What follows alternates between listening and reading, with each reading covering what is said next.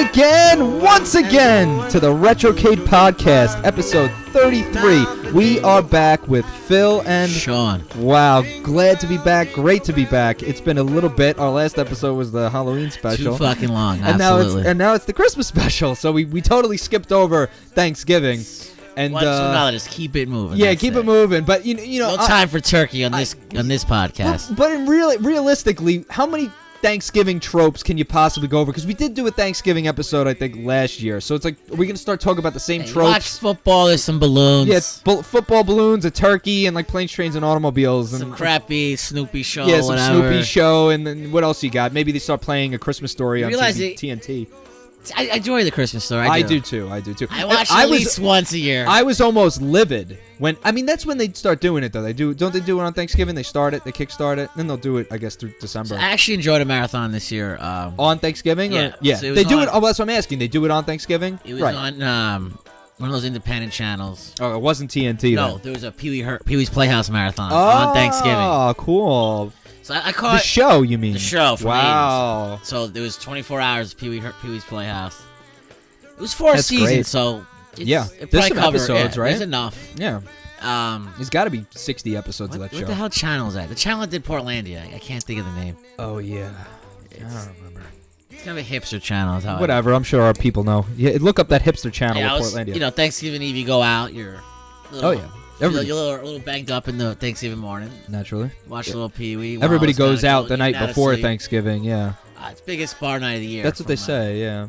I know. It was anytime I go. On my end, anyway. But that was Thanksgiving. It was not, run the mill. But Christmas, obviously, a lot moving parts, a lot going on. Naturally, yeah. But we skipped over our Thanksgiving season here, and we're right into the Christmas holiday special. The biggest event we skipped over was the passing of Stan Lee. Absolutely, that was really big. Yeah, I mean, what a blow to the community. An icon of. Yeah, by all magnitude. Yeah, I mean he's tremendous in every aspect. Think about what he's done, and now where all that stuff is in like the zeitgeist of pop culture, and it's so much at this point. Especially at this point. If you look at his story, he was one of a few people during the war. It was like a propaganda. They hired him to make make us propaganda. Pro-military. Yeah. Pro-war. They did that with Walt Disney too. Make us same thing. Make propaganda for the war. Also did that Dr. Seuss. People don't know about. Oh, really? I've yet to see some of his. They're all very crazy, eccentric white artists, influential people that the U.S. government was like, we need employed them. We need you to make propaganda. And it's like better than holding a gun, right? So there you go. Exactly. Use their skills in the right facets. So crazy. What a blow, I mean, I guess young people would know his face by his many cameos in all the Marvel Cinematic Universe movies. And maybe more. He was in Mallrats, So I'm curious, when was the first cameo? Do you know the beginning? It's probably Iron Man 1, right? Maybe before then. I'm curious when the cameo. Oh, no, not Iron Man 1. He was Spider-Man. Was he in the Tobey Maguires? Absolutely. Oh, yeah. That was the beginning of the Marvel train. I think it's the first one, Spider-Man 1, 2000. He pulls, in the Times Square fight scene, he pulls... He was like in a bus or something? Like, is he a bus driver, maybe? He's a bus driver in one of them, yeah. But in the first one, he pulls a woman away from, like, getting hit by shrapnel or whatever, like debris, like concrete debris falling from, like, Spider-Man fighting in a building. He pulls her away. And ever since then, he's in the Fantastic Four. He was a mailman in the Fantastic Four movie. The original, the first one, not there's tons of them, but yeah. I was wondering you can watch the list on YouTube. I'm curious as to what the beginning was. Appearance 1. That's the first cameo. Let me see. First cameo of Stan Lee. It comes right up. I'm pretty sure it's Spider-Man, but let's see. So that was the beginning of the Marvel train. First appearance is Marvel. Wait, excuse me. His first ever is a video game appearance. No. I don't want a video game appearance. We're talking about the films here. The films. Let's get to the list. Wait, he was in the X-Men universe, so that's even really technically before then. Nah, Spider-Man was before X-Men, I would think. No, the first. I'm pretty sure the first X-Men was like '99. Spider-Man was definitely before X-Men, I think. Live action. No, X-Men 2000. It says it right here. What about Spider-Man 1? Spider-Man 1, 2002. Yes, X-Men was his first one. Yeah, it's right. He's on the beach. Remember when the senator who's like... You can't even watch that movie. It's so fucking bad. The first X-Men? I didn't think it was that bad. They didn't age well at all. No, I think the second one did very well. X-Men: The Last Stand. I think that's very I'm good. a huge X-Men fan. It's probably my favorite. Maybe Marvel the first one is a bit dated now. Marvel trope. Canon, whatever. Well, in comparison to like today's action movies where the whole fucking city explodes every time, yes, the first X-Men is quaint. I wouldn't call it dated. It's quaint. It's like the finishing is just like they're on the Statue of Liberty, and like not really anything gets destroyed, or it's just like them kind of fighting Magneto, but not really. Just like a kind of a fist fight inside Statue of Liberty. So it's quaint in comparison to what the fuck happens now. It's funny though how you look at Hugh Jackman and X-Men 1 to Logan. Yeah. And it's about a 20-year difference. 15, 16 years, yeah. But in Logan, he looked perfect. Like, if you would see Wolverine in human form, that is what he would look like. Yeah. Like, the build, the look, the kind of weathered. You look how soft he is in X-Men, the first one. And he's like all weathered as shit. Yeah. Jacked and gritty as fuck. Right. Whereas X-Men 1, he looks like some pop fucking Yahoo. He looks like a leather pants idiot, and like skinny and soft because he's running around without a shirt in the first X-Men, and he's just like skinny and like no muscle tone. Just say he got jacked up, 100 pounds of mass in that 18 years. Yeah, HGH helps, I'm sure. They were giving him all the finest Hollywood juices. Wolverine's got to be an intimidating fucking guy, not some. Well, he's not supposed dweeb. to be 6'2" in the first place, I guess. But that's the thing too, is how are you gonna cast him again? Like. No. Well, you know who they were referencing recently? They were saying Keanu Reeves might have a shot at it. I don't think he's jacked enough, though. He's not jacked enough. I mean, I would like to see... He's got the same build as Hugh Jackman did in the first X-Men. You gotta get somebody maybe a little thicker, a little more... It's funny, stout. Keanu has never made an appearance in any of these superhero... Whoa. No, he's been busy with his John Wick movies that have done incorrect. Well. He was Constantine, and that was from the DC I guess universe. Constantine counts, yeah. I didn't watch Constantine. Not a great movie. Constantine, I'm gonna defeat you, demons. It's a cool guy. He's this dark dude. He's like a PI, smokes a lot of cigarettes and drinks a lot, all that. Sure. The movie was okay. I watched it recently, maybe in the last 2 years. Sure. It's not great by any means, but that was Keanu's only role within the kind of... After the Matrix movie, because that came out in, what, 06? Something like that? Constantine? Yeah, early 2000s. Yeah, because they were mid-2000s. Because I remember what what happened was after the last Matrix, I was like, I'm done with Keanu Reeves and what he has to offer. So like, even though I like Keanu Reeves, but like those movies soured me. And then he's on an upswing now. Definitely with John Wick and shit, absolutely nowadays for sure. But like at that time, I'm talking 12 years ago. Like so, War of the Worlds came out. Oh no, The Day the Earth Stood Still. Remember? War of the Worlds is Tom Cruise. Yeah, no, The Day the Earth Stood Still with Keanu Reeves. I did not see that. Neither did I. And there's a reason for that, because I was like, fuck everything this guy's doing after... I was just disgusted with the last two Matrix movies. They were pretty bad. I remember watching the movie theaters. I had no idea what was going on. I watched them all in the theaters. It was like 3 hours long, where it's just an endless marathon of confusion. I remember leaving... I went to the third one and the second one. I both saw them at the Travis Theater. This is no longer a theater on Staten Island. It's now a gym. It's a Planet Fitness. Yeah, I know, LA Fitness. Planet douchebag. Yeah, and I know I've worked out there a few times. And I remember leaving. I guess it was like 2003 or 04 the latest, but I think 03.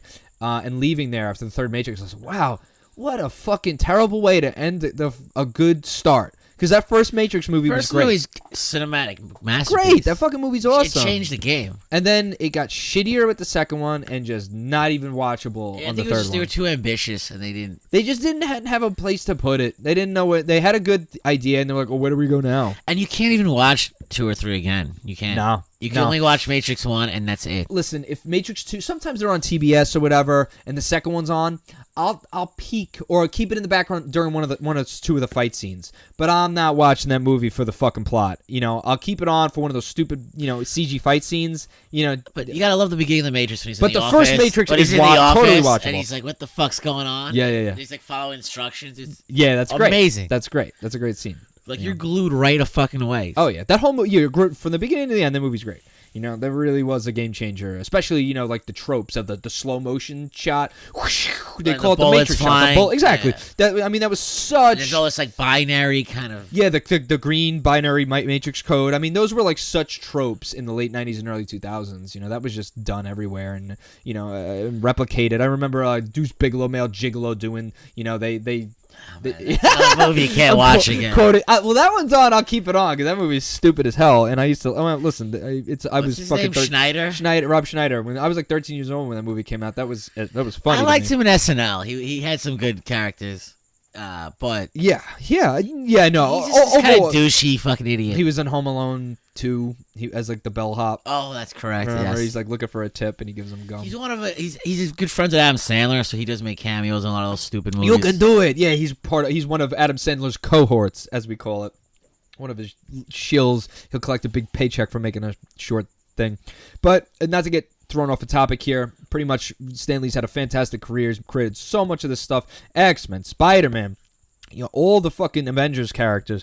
I mean, it's insane. Groundbreaking. All the stuff that he's done. Pop culture. And to think about it, he didn't even get that rich, George Lucas over Star Wars is $5 billion. I think he died with like $50 million, which is, in I guess regular people terms a lot of money. But the amount of people money made off of him is astronomical. Because what happened was in the late, in the 80s and 90s, he was not doing as well. Comics were not doing that good. So he had to sell Marvel Entertainment.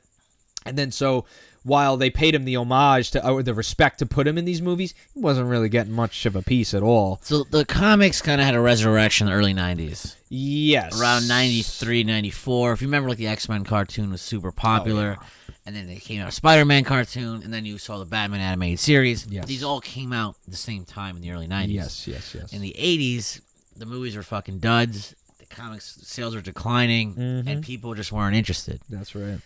And you look at the Star Wars, and the 80s was a strange time for pop culture. For the later 80s. It was a crossroads. Like 86 to like 90. 90, yeah. Exactly. Yeah. That's kind of when Ninja Turtles at its peak, because it was new. It was different. Yes. Yeah, like for young people, you had like Masters of the Universe. You had Ninja Turtles and like Transformers. Star Wars was kind of fading away, because Star Wars right after about 80, 83. So right around 85, people didn't do Star Wars anymore. I guess you had individual movies. You had like the Back to the Future. That's why those figures that. We've discussed this quite a number. They're expensive because nobody fucking bought them. They were like removed. The End out. Run, like when the Droids TV show came on and all that Battle at Endor shit. Like people didn't give a fuck about Star Wars. It was past its Star Wars had ended at that point. It was just like so. It's weird saying this, but the man of the hour right now within the whole Marvel universe, comic universe for that matter, DC is Aquaman, and it's ironic because Aquaman was one of the most abused, laughed at characters. Well, when you still look back at like the cartoon show and like his outfit and the blonde hair, it's like a joke. This is the thing. So I was actually reading about this. Mm-hmm. The beginning of everyone kind of mocking him as like a fucking idiot, like clown, like who just speaks to fish. Yeah, it was the 70s. They had this like Super Friends. Yeah. Show. The what was it? The DC Super Friends. What was it called? Something like that. And I remember watching a few episodes on Cartoon Network. It's been on. It's those older to. But they said that the DC Super They Friends. said majority of the time in that show they were never in the ocean, so he could never showcase his powers. He's useless. And they just said he would be like sitting in Wonder Woman's plane, like doing nothing. Yeah, her invisible plane. Yeah, it was a Hanna-Barbera TV show based on the Justice League. Yeah. So they also watered down comics at that time because for kids. Yeah.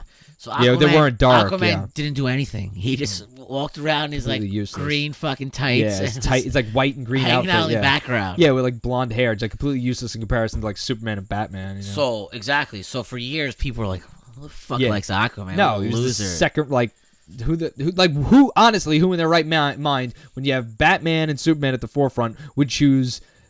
Well, that's why Aquaman is their number one. It's ridiculous. That's why they casted Jason Momoa because they needed somebody badass. They needed someone to be cool, right? Hip, badass. And if you remember Justice League, he was just like cool frat dude. They just get crush beers. Exactly. Say like funny comments and like be a bro. Which is not true to the character, but I don't think anybody gives a who like the lore. Like who's really concerned about the lore of Aquaman? They rehash now. Aquaman's this cool fucking cool, edgy, like edgy surf dude who crushes beer. Yeah, he's a bro. He's a bro. Dark long hair. He's ripped to shreds. He's a fucking bro, but you know what? Aquaman needed a fucking bro to make the character have any relevance whatsoever. Yeah, especially to the mainstream. If you brought him out there like skinny with blonde hair, hey, I'm gonna save you. Like James Franco as Aquaman. James Franco as Aquaman. They'll be like, yo, fuck this shit. Yeah, I know.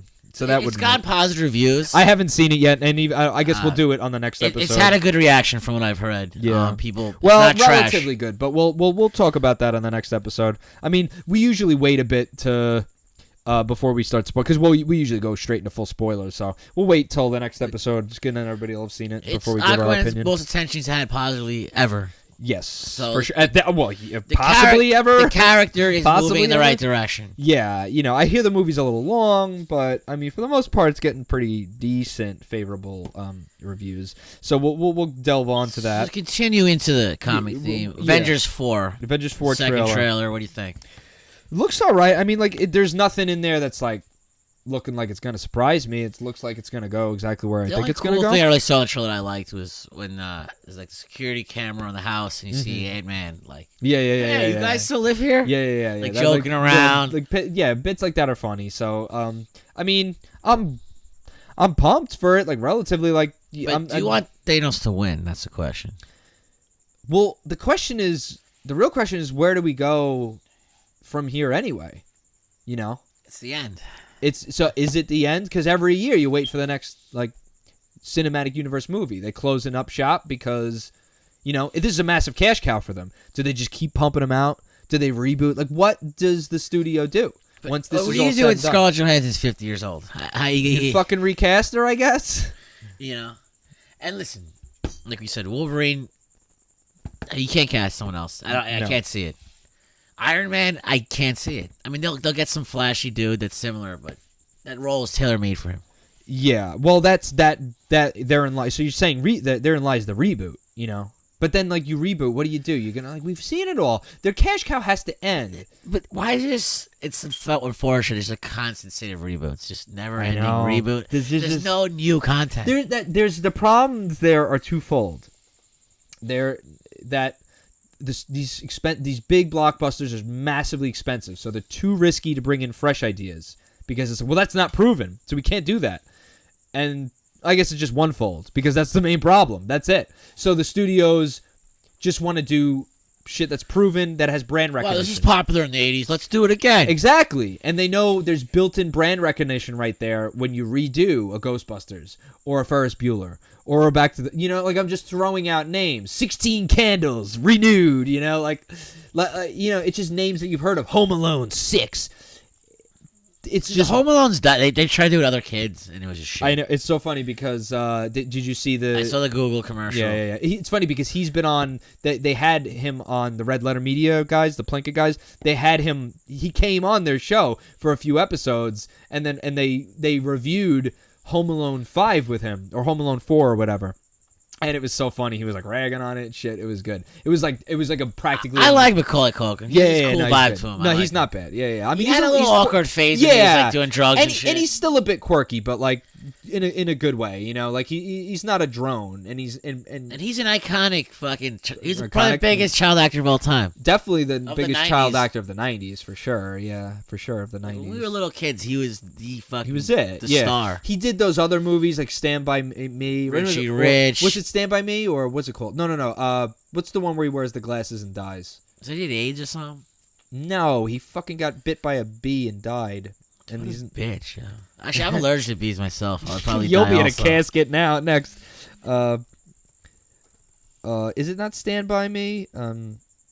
Stand by Me. I think that's the name of it. No, it's not Stand by Me because that's My Girl. My Girl. You think 6-year-old me is watching a movie called My Girl? Fuck out of here. No, it was good. He wears got glasses and he dies. Actually, it's not that good. They give it 50% Rotten Tomatoes. I remember watching it because Dan Aykroyd was in it, and I was such a massive Ghostbusters fan in the '90s. So anything but like any of those guys. Movie called Page Master. It was just like that was what I was going to mention. Like you said, Richie Rich cartoon. Yeah, it was like a cartoon slate. It was almost like the Page Master reminded me almost of what's the Disney one with Mickey Mouse? Fantasia was kind of like that, the imagery. I remember I had the books from the page. Like, there was a thing where it was like the Wow, I'm looking at Page Master. 17% of Rotten Tomatoes. I haven't seen it since the 90s. I haven't seen it since I watched it in the movie theater. I haven't seen it since then. Yeah. And I think I was like 7 years old, maybe even younger. Wow. Yeah. What year is that? 94? Was that early? Jeez. Because I remember that movie. Like, I remember it coming out. Maybe I probably watched it on VHS though, because I don't remember watching it in theaters, but I do remember it. I definitely remember watching theaters. I was like, I think my neighbor was babysitting me. So Yeah, went to see the Page Master. Yeah, but had Macaulay Culkin. It was like cartoonish and interesting and shit. Yeah, I totally remember that. And like you said, Richie Rich, I remember so too. The only modern movie I remember him being as an adult in, there's only one that I remember of him being. Spill it. I don't even know what you're going to say. It's a really trippy, crazy, weird movie. Party Monster. Yeah, I didn't see it. Yeah. It's super gay, and he plays this gay club promoter from the 90s. That they murder someone about drugs. Yeah, and Seth Green's 2003. Like Seth Green's his boy in it, and they're super super gay, mm-hmm. and then they're like doing drugs, and again, they like kind of drag, right? It's a very good movie, and it kind of shows very good. It's got a 29% on Rotten Tomatoes. Listen, I enjoyed it, but it's something to check out. It's a very quirky movie. It's very gay, so be warned. But I probably will. Oh, well, it's got 75% audience score, so the audience likes it. It's a good kind of dark depiction of 1990s club scene in New York City. Yeah, I mean that's what it kind of looks, you know. I mean it's 2003. He's like young there, you know. I guess in his early 20s or whatever. But he plays a great quirky drug addict, which probably is in real life at that time. Anyway. Probably right. I mean, he looks clean and sober now. So he does. Do you think he was doing nice heavy drugs at the time?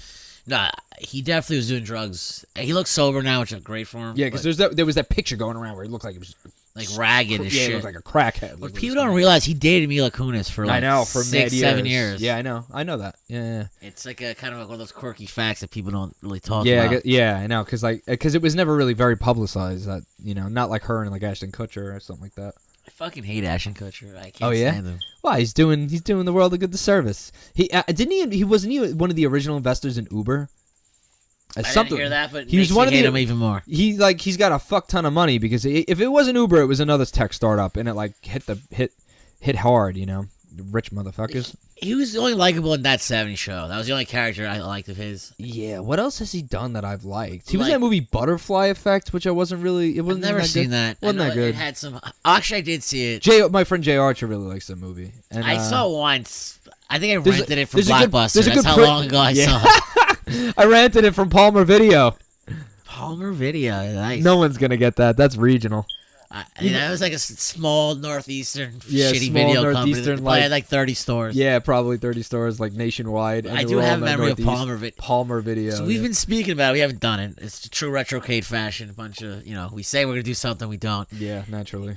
Hunting down an actual video store. I'm very rental excited. Place. I'm very excited to do this. You think we can find one? Is it possible? There's a number of them in Jersey that we should take a gander at. There's a functioning rental video store. I would assume got to be half their business is just selling their stock at this point, right? They got to be downsizing to liquidate. I seen one when I was in Syracuse. These guys got to be like whoever owns them have to be just waiting it out till they get Social Security, right?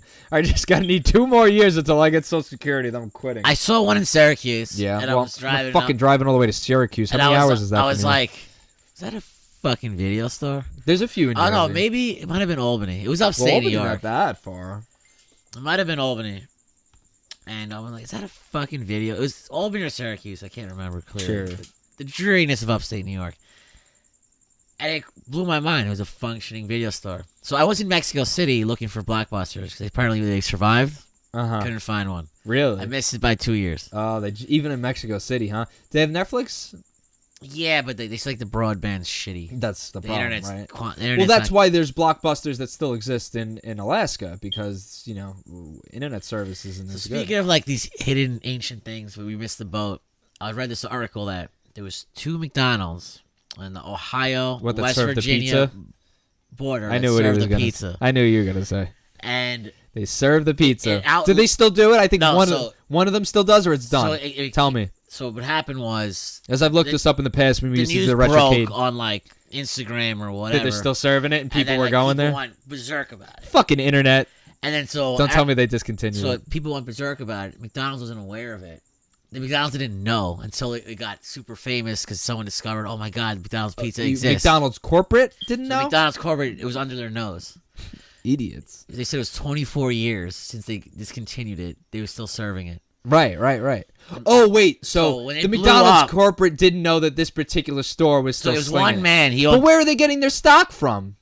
It's one man. Where are they getting their boxes one man from? owned 3 restaurants. No, so it was like generic pizza boxes, but it was the same pizza, and he sold it like separately. They're not. Like He wasn't McDonald's supposed and to. Pizza. It was not clearly not on his like release. Yeah. Franchisee. Oh. So he was like a bad boy franchisee. Yeah. Just we'll sell it to make a few bucks. He owned 3 restaurants. Don't tell me what they they only did. served in his 3 restaurants. And they were in the West Virginia and Ohio border. Yeah. So when this blew up, the internet went crazy. Yeah, this I know. This is I remember. 2017. Yeah. So everyone berserk. Like, I remember seeing the McDonald's articles. Pizza and stuff. I think we survives. probably mentioned this on the podcast. And McDonald's found out about it and said their lawyers came in droves. I hope they. What did they do? Cease and desist. Said you remove the pizza, or you remove your No, so the restaurants. pizza's gone. Pizza's gone now. Wow, McDonald's pizza gone. But it was such a place to survive. It was like if you were to find a living dinosaur to be in this awkward middle of nowhere shithole like West Isn't that Virginia. crazy? Yeah, I know that's such a weird. Are you sure it was in a generic box? Yes, I read an article recently about it. Let me Somehow see. it crossed my paths, and I found it very interesting. Yeah, this was last year, May and September 2017. Yeah. Wow, here's the I've even googled how the pizza. I only memories I have of it was in Montreal, because they said it survived long. I never ate McDonald's pizza in the United States. Never. It was dead by the time we were like 4 or 5 years old. What, the pizza? Yeah. In the here's U.S. I don't know But if it this survived in Canada. Here's a picture of the original box. Yeah, so they didn't have that box. No. He just had like a generic. That's like pizza half box. the fun of it, right? I remember liking McDonald's pizza, but I was a little kid, so everything probably tasted good. Jesus, must go way back. Yeah. McDonald's pizza. No, because they said it survived in Canada for about 5 years after the U.S. Oh, okay. And So you when I would have was got in it in the late 90s then. Early 90s. I think so I ate it in Montreal in the early 90s. You liked it? I thought it was great. I have memories of enjoying it. Did you liken it to like maybe a Chuck E. Cheese or something? Chuck E. Cheese wasn't bad at the time. They've changed their menu. They've changed their. So I haven't been at Chuck E. Cheese in 20 years. But I was there a few years ago because my cousins got young kids and they had one of their parties there. But as a kid, I thought they were like way better pizza, like Domino's or Pizza Hut. I thought Chuck E. Cheese better than Pizza Hut. I thought Chuck E. Cheese had better pizza than Pizza Hut. See, then you're saying that you liked it. I thought the pizza was great as a kid. I thought it was for commercial fast food pizza. It was the best. I think it was neck and neck with Pizza Hut, better than Domino's. I thought, but then most things are better than Domino's. But I thought it was as a kid, it was neck and neck with Pizza Hut. But I liked Pizza Hut, and then coming from Staten Island, we have some of the best mom and pop pizza, which is of When course. you're a kid, you like the commercial shit. Yeah, exactly. There's something about it. We know. Fuck about the commercial shit. But at the time, there was something about Pizza Hut. Maybe it was the advertising they do to kids or something. But the pizza was good for Pizza Hut, and Chuck E. Cheese's was, I remember being a similar quality. I had Chuck E. Cheese a few years, I think maybe we'll go ahead and say 2 years ago, at Chuck E. Cheese, and What'd you think of it? It went down, not as good as you remember. Not as good as I remember, but it wasn't horrific. It was like, well, I could, if you're starving, you could eat you can eat 5 slices of this, So, speaking of marketing to kids, there's 2 items from pizza I remember vividly as a kid that also made me want to eat it. One, Ninja Turtles movie. Yes. The VHS. The VHS. We've There's a talked about famous this song on the podcast. We rehash a where lot. he's playing baseball. Yeah. You're in right field, whatever. Yeah. They go to Pizza Hut after the game. I'm like, I want Pizza Hut. X-Men launch of the cartoon show. They had a pizza commercial. And it was like, if you buy the VHS, you get a free pizza. Free pizza with a proof of purchase of a VHS. You just got to bring in the fucking coupon. You got to bring in the So UPC I'm like, code. Oh, X-Men and free pizza. Wow, Well who worth could- the $25. How could I lose? Well, the one that lost is my parents. Are Yeah, well, they're paying for the shitty pizza. I mean, Pizza Hut and fucking watching X-Men. I thought it was great. Well, I put on the Retrocade Instagram page not that long ago. I had to do some business in Jersey, and You mentioned the salad bar. I remember that. I went in and into a Pizza Hut and sat down and ordered pizza, and the salad bar was closed, but they had it up. It was like, whoa, so vintage. The whole place looked really vintage. It was I was gonna text stepping you. into the 90s. I encountered one salad bar operational in Staten Island. Where? Give me a guess. It's here. a secret. We're talking fast food or It's a chain of some sort. chain of some A place you would never go. A place off the beaten path. A place that you forget even exists. It's not a Wendy's? Not a fast food restaurant. Not a fast food restaurant. But it's a chain of sorts? Think of like an Applebee's type place. Yeah. Charlie Brown's? Charlie Brown's. I haven't even been to the Charlie Brown's I'm surprised on it's Staten still Island. even fucking open, but it is. I know, right? It's hanging I thought it closed years ago. It's hanging on by a thread. That's funny. And Salad Bar City in there. And I'm like, is this real? I know. Salad bars are so weird. See, that's another thing. In Jersey, they still exist because I went to a Ruby Tuesday near the Menlo. What's not the mall? What's the fucking mall over there? Woodbridge? No, Jersey Gardens. Oh, Jersey Gardens. Jersey Gardens across the street. There's a. It's funny. Ruby I went Tuesday. shopping there recently. I like Jersey Gardens. Yeah, I mean, I bought like an awesome leather jacket. I like it and dislike it because there's a lot of stores, but there's like a lot of crap too, you know. So, but it's big. I mean, so I have like a love hate with it. Or it's good. Like. It's good for like you want to buy. Like I bought an awesome leather jacket there for like $150. Yeah. So I only go to like the big, like the big fucking outlet store. You look through a million you see, racks. like they had like a Timberland store there. I don't even wear Timberlands anymore. And if I did, I have like 6 good pairs. I like Timberlands. 15 but years you can't wear like the traditional yellow because you just look like an asshole. Or you either look like an asshole, a wannabe thug, or like a construction worker that just got off work. I have them. There's though. a famous memes where it's like New York asshole. It's like the Yankee hat and the Timberlands. Yeah, well, that's a funny joke. Yeah, but it's true. If like you wear those Timbs walking around, like I wear those in the office, everyone would be fucking laughing at me. No, of course, it's so cliche at this point. And you know, like if you're in any professional setting, like I wouldn't wear those, or even not professional. But if you get like a darker color, like a nice I have the black. Brown, I have like greens. Different versions, but the classic version, I have them, and don't get me wrong. Timberlands in general, they last because I have a bunch of them like 10, 12 years ago, and they're all still in like pretty good shape. You know, and like they're good quality, but I don't know. Shelf life typically was 4 or 5 years. I mean, if you dog them out, yeah, but like I have a bunch but that the thing is. It doesn't matter how much you clean them. After so many years, they just look crusty as shit. I have a few that are like 10 years old, and like I'll pull them out. If I wore them, they look like I bought them yesterday. They have gone up so much in price. I went to the Staten Island Mall recently with another friend. What's a pair? I remember paying. What, Matt? Let's go. Let's do a little guessing game. You gotta stop fucking with your mic fucking mount, Sean. You're gonna fuck. I remember that up. paying roughly 140. That was what they used to go for. They used to go for like 130, and that was full retail. If you got a good deal, you might be able to pull them for like 100, 110. Well, the outlet used to have buy one get one half off. Exactly. You shit like that. That was there always. So you right, get buy 2 one, get pairs off. for like $200. Right. Out the window now. We went to the Staten Island Mall with our good friend Rico, a good friend of the podcast, and he's like, "I need boots for work." I was like, "All right, let's go in one of these shitty mall stores."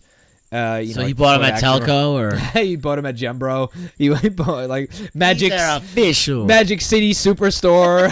One of these fucking schlock closeout. Everything must go. Everything must go all the time. Yeah, everything must go all the time. No, everything must go all the time. And they're also that was like that sale, like going out of business sale. Yeah. Like, that was the name of their store. Right. That's actually a great gimmick, actually. Going out of business at all times. But so we go in. I got a deal. He's my friend. He's real bugging at the closeout stuff. But guess what full retail was at like Foot Action or Foot Locker, whatever the fuck it was. Guess. 180. 199. Isn't that crazy? I would not pay it. Don't pay it, kids. Do not pay it. $200. Do not pay $150 for Jordans that they pay $15. They cost them $15 to produce, and that's including duties and tax and labor. I never was a Jordan fan. I wore Jordans for a little bit. I thought some of them were cool, some of the classic '90s ones, but they got out of hand. The people that collect. I honestly rarely wear sneakers at this point. No, I got my Vans. I'll go to the gym, or I'll do like a bike. Vans and Chuck Taylors, and then I have like K-Swiss for like handball, and that's it. If like sneakers. Well, yeah, if I'm doing Chuck Taylors and like my Van. I have multiple pairs of Vans. My dad was a big Chuck Taylor guy. I still got mine. I've been doing Vans more often. They're very flat, like Chuck Taylors. They don't really fit my look. I never really had them. Oh yeah, no, they could fit. I mean, listen, they could fit anybody's look because they're so like. So moving on to some other trailers. Straightforward. Yeah. Going down. The Godzilla man looks fucking awesome. I haven't even gotten a chance to see it, Sean. How is it? You liked it? I was very impressed. Yeah. So her name is Bobby Millie Brown, the little girl from Stranger Things girl. Everyone. How old is she now? 14. She's certainly getting work. So she's I guess a big deal now. Yeah, she's a real. They're all Hollywood celebrities. She's the only one from that show. I haven't seen any other. There's the other kid from Verizon. He's really annoying. Yeah, the kid that was like in a fucking Muppet. Yeah, the kid that was in what's it called? He was in It. Oh yeah, skinny guy. Yep. Yeah, so they're getting a little work. These kids. Millie. Her name is Millie Bobby Brown, not Bobby Millie Brown. Was she Bobby Bobby Brown? Brown, She's gonna start beating her friggin' her co-stars. Yo, bitch. Yeah. Where's my Hennessy? Yeah, get my Hennessy, bitch. You're flicking her Too new parts. soon. Yeah. She's actually from Spain. And it kind of makes sense because She's from Spain, really? It says she was born in Marbella, Spain, and she was born in my. 2004. I was 30 years old in 2004. It's funny. I have a friend who's from Marbella. Oh, friend wow. from Spain. Well, there you go. They Small might know world. each other if they're the Small same world. fucking age range. Nah, she was considerably older. Considerably older. Only relatively older. Anyway. Yeah, so she's getting work, and she's in this thing. It's got the Godzilla. classic, How How does Godzilla look? he looks, Let's get down to brass tacks. great. These movies are not about the looks characters. great. So you got Mothra. Mothra's in it. Finally gonna fight Mothra, which he should have did in the last one. Mothra is actually a friend of Godzilla's. Oh, don't they? They don't. Mothra don't fight him. In the beginning, they fought, but they became friends. Oh, of There's course. Rodan. They created it. Oh, yes. Rodan's the main villain. No. So he apparently he's not really inept in the Godzilla God. universe. So Rodan is a pterodactyl type guy. He's got that. They He's all like have those super fast. iconic screams, you know. Rodan's another pro Godzilla, friend of Godzilla's. Yeah. Now you're looking at King Ghidorah, who is a three-headed monster, which you've seen. Three-headed dragon. Right. It's kind of gold. If you remember Pee-wee's Big Adventure when they're fighting. Is that where you get? Was that why you enjoy all this stuff? Because of Pee-wee's Big Adventure? No, I was a big Godzilla fan. Just got introduced to the movies. I liked it. Because I know you're a big Pee-wee's Big Adventure fan, Sean. You can't deny it.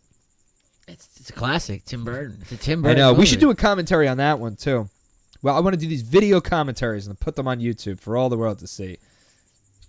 So anyway, King Ghidorah's three-headed monster, very iconic. You will know him. Yes. And the movie looks very, very well done. And the end of King Kong, Skull Island, I think it was called. I didn't see it. The one with Sam Jackson? Yeah, I liked it. Yeah. Brie Larson was in it too. She was the main female. Well, we could segue into her in a minute. So they did a kind of similar thing like the Marvel movies. Yeah. The little They're Easter egg at the end. making. Yeah, they do the little So, post-credit scene. There was this like post-credits scene of like cave paintings, and it had all like the Godzilla monsters in it. Oh, Godzilla. And then it ties into the universe. So Remember how bad the 90s one was? Matthew Broderick? Yeah. Fucking shithole. And they changed his look. Like They changed. Well, I'll tell you why they did that's like that. making Mickey Mouse look like fucking just completely Make him look like with Mickey a Rat. skateboard and, Yeah, like, yeah. Oh, yeah. What is he, Poochie? Yeah.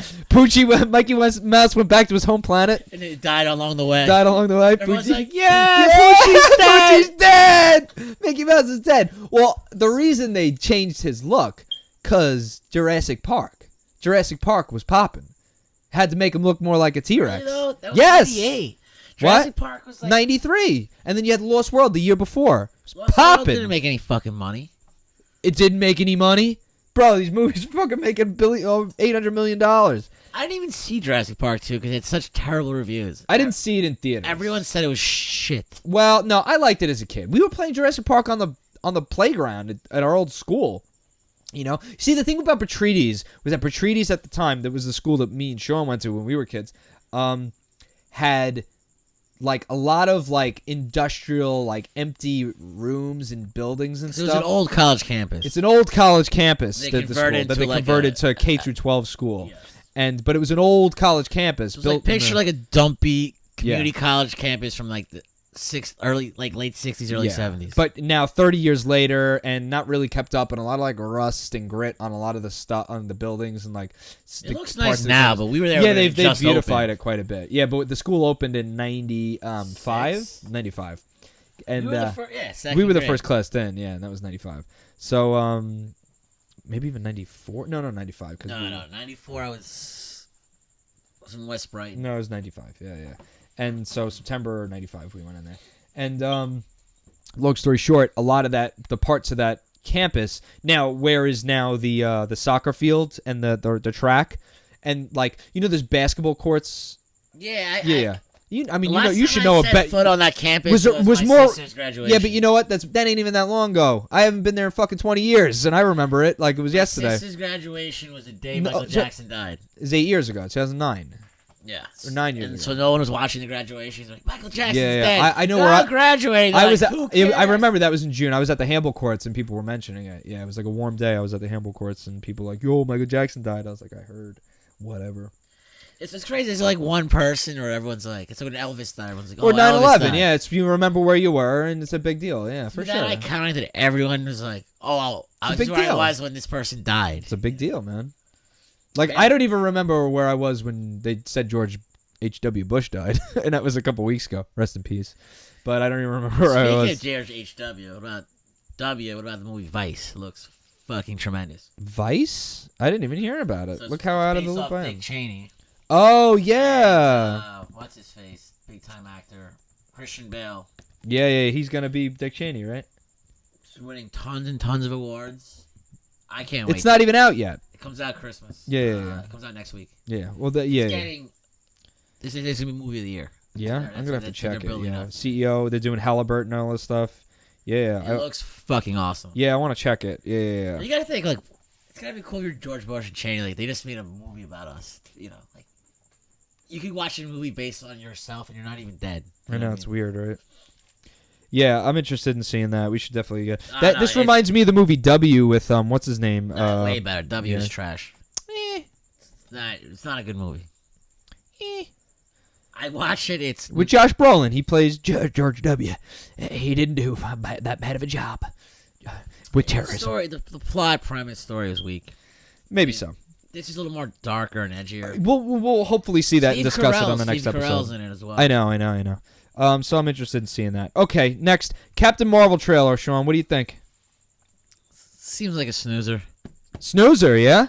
Oh, Brie Larson, super hot. I disagree. I thought it didn't look bad. There's I some think scrolls. I think it looked better than Avengers 4 trailer, even though Avengers 4 trailer is much more at stake and is more, there's obviously much more backstory. I thought like a bit interesting, space shit. She's got to do some things. I want to see who the villain is. I know it's the scrolls, but Yeah. what the story is. I don't really, Captain Marvel's a weird franchise because he was a guy for 90%. But it's 2018, Sean, and we're switching it up. Every movie out is all female led. From Star Wars to Marvel to everything in between to Men in Black, which we'll So it's gonna talk be about G.I. after this. Joe. It's going to be G.I. Jane now. G.I. Jane, man. This 2018. Me too, motherfucker. It's me. I feel like is it gimmicky or is it like... Listen, I'm all about people. I'm all about women's rights. Okay. Women's rights to go to the kitchen. Is that what you're about to say, Sean? No, You listen. fucking chauvinistic piece of shit. Not absolutely not. You Listen, sick I in support me. female rights 100%. Female rights. What I'm getting at is we don't need to. We don't need you in the workplace. No, we don't need to affect our classic titles and alter them because of some social movements that are not related. I think it has more to do with the dollar than it does the Hollywood's obsession I think with it's their liberal relevancy now. movement. So they're like, oh, let's Yes. cater to these pandering. Yes, fucking but shitheads. therein lies the dollar, because this is in now, politically, correct-wise. This is in now, and since so many things have been done, males, why don't we reboot them with females? And now they're different, and we could do it again. And dollar. So as much as Hollywood would lead you to believe that this is some women's rights thing, I think more of, and it's fine, to have women as leads, but it a lot of the times comes off gimmicky, like Ghostbusters. Do it appropriately. Don't Yeah. throw it in your face. I don't think Captain Marvel seems gimmicky though. Well, I mean, they did switch So it. I like Brie Larson. I think she's a good actor. She's very Yeah. attractive. I'm pro Brie Larson. Like, did The Force Awakens seem gimmicky to you? Because the lead is arguably a female. I like Ray a lot. Yeah, I think that one was we probably beat- done the we best. beat though. The Last Jedi to death. I hate it. I don't. At this point, you hate it. It's not beating How many times have you seen it? twice. You have to see it again. I saw Rogue One again. I loved it. Yeah, but Director Krennic is a fucking awesome character. sure. Yeah, but the Last rest of the Jedi- character. Yeah, but he's probably the best character in it. That's my problem with Rogue One. All the other characters are weak. Bless you. Don't sneeze at my podcast. But all the other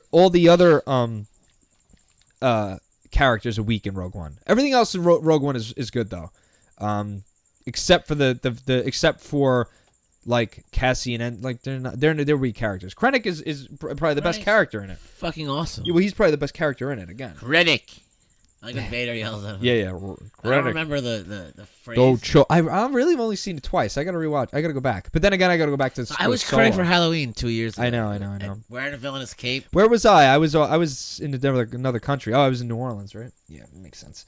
But that being said, I think The Force Awakens did the best job of all these new movies and reboots and this and that of having the lead a female. You know, because that didn't really you didn't hear much outroar about that, and it blended well, and it just worked better than, say, like, I'm gonna have to bring, anytime you bring up female leads with all these reboots. I mean, Ghostbusters is the first one I think about. Well, Wonder Woman was fucking phenomenal. I was but there you go. That's not a gimmick. I mean, the character is female, so there's no gimmick there. That just works. But it's a proven formula, Well, is it? Is it a proven formula? That movie could have fucking tanked, but it had brand recognition built in. Wonder Woman. I want to see the next one, which is coming out this year. Yeah, because the first one was I good. think it takes place World War I, from my understanding. Great. So the first one was good. So they're gonna have the second one, and then so that one worked out well for them. But you had a female director that knew what she was doing. My biggest excitement, Patty Jenkins. 11 months from now, is Joker Joaquin Phoenix. That's not coming out till next November. Yeah, that should be interesting. I think that'll be good. Yeah, I think he's gonna do. I was skeptical when I first saw the makeup.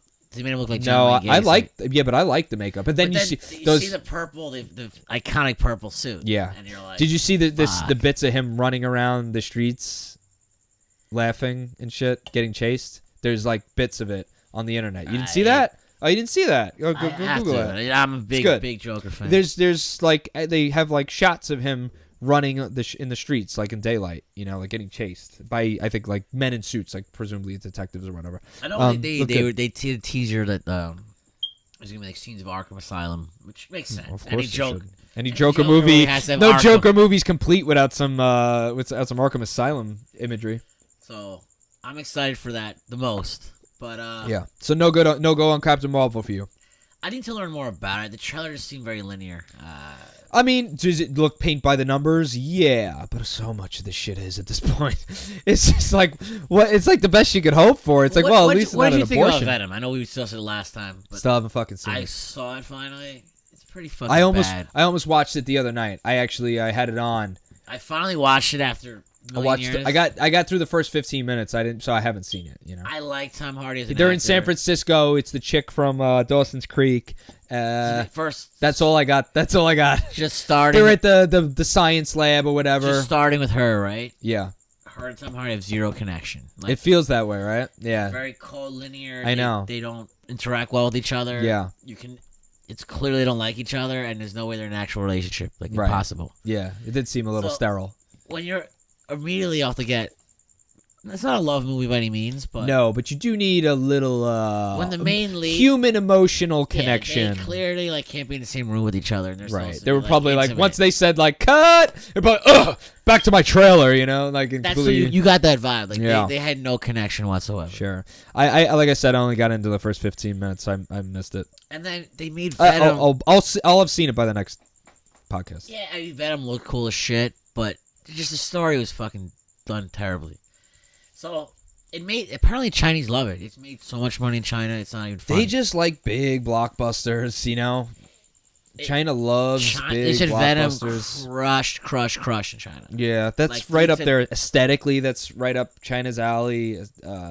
Story wise, that's probably right up China's alley. They don't really need. Yeah, they don't need. Too tired for working at the factory. Yeah, they're too tired from action. Working at Foxconn. I don't think anymore. 29 hours a day, and they're exhausted. I like action. Yeah, they just want to see big. But I mean, it was funny because like maybe 4 years ago, I was doing business with a Chinese company, and the sales late girl or whatever would email me or whatever, and I guess they're told you buy a jersey from us. Well, they were that it was a plastic. My name Bruce Lee. It was like a plastic manufacturer, and they It's so funny because I'm assuming they're told how to do business with Americans, that they should do small talk. So this is through email, by the way. You like Yankees? Yeah. So, and it's all completely broken English. I'm assuming she's using like a translator or whatever. And she's emailing me and saying like after I'm all said down, I'm like, okay, yeah, 1,000 pieces is fine. I like blah, blah, blah. American Joe hot dog. So she was like, how are you this weekend? Will you be seeing the brand new Avengers movie? I think they are great. The action is gloriously fantastic. And then like put a picture of like the one sheet, like the poster for the movie, like in the email. And I'm like, what? And like, so I'm assuming they're like, this is like, they probably have a rubric of how to do business with Americans. Like, Americans like small talk, and like chit chat about movies. But I don't use it as a parameter to like fuck with her, like. If I had the time, I send her something completely ridiculous. I made a Facebook post about it, like, cause I was cracking up about it. I just responded. I was like, yes, I like those movies. That's all I wrote. They're like, are you going to a karate tournament this weekend? Yeah. I like karate a lot. Yeah, like it was just funny because you send her a picture of people doing karate, and you see what she sends back. Oh, we love a karate here. I think that's Japanese. I think karate. No, they which one's kung fu? I don't know. It's hard to get. I get it mixed up. Well, Yeah. Regardless, you send them some very stereotypical thing to them. Yeah. Do you like Pikachu? And they send her a picture. Yeah. Are you gonna? Come on, he's very good. Yeah. Karate's Japanese. So what's kung fu would be? Maybe that's the Chinese equivalent. Yeah. Yeah. Kung fu would be. Did you ever take karate? Yeah.